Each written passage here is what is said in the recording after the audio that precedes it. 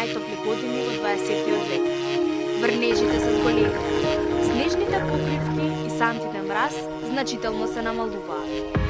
Почна да се менува составот на шумите. Некои видови риби станаа агресивни.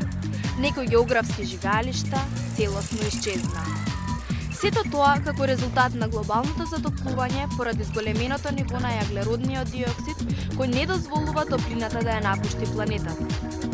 Затоа мора да почнеме со користење на енергетско ефикасни уреди кои користат помалку енергија, а не го намалуваат квалитетот на живење. Например, една обична сијалица поголемиот дел од својата енергија ја преминува во топлинска, а не во светлинска. Затоа, обичните сијалици заменете ги со штедливи.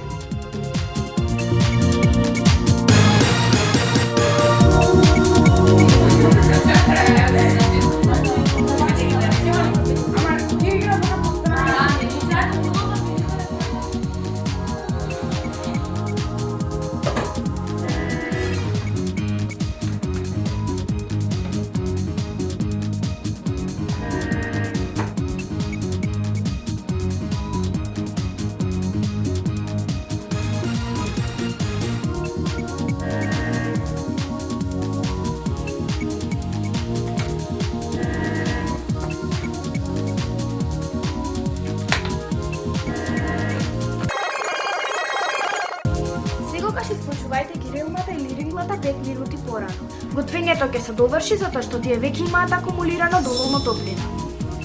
Фрижидерот постави го подалеку од грејните апарати и неговата врата не ја остави отворена подолг период. Така заштедата на енергија е до 40%. Чувај го прозорецот затворен секогаш кога работи климауредот. Просечната потрошувачка на еден компјутер во стендбај состојба е 75 киловат-часови, па затоа целосно исклучи го. Исклучи го полначот од струја иако телефонот не се полни, бидејќи така заштедуваме електрична енергија. Исто така телефонот полнете го од 2 до 3 часа колку што му е потребно, а не цела вечер. Намалија температурата на термостатот. Со секој намален степен заштедуваш околу 5% електрична енергија. Исклучи го телевизорот и светилките секогаш кога не ги користиш. За поголема енергетска ефикасност потребно да се вградат регулациони и мерни уреди за потрошувачка на енергија.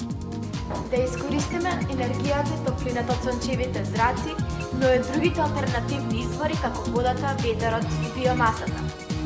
Да го направиме светот поубав и почист, нашето царство на играта и знењето.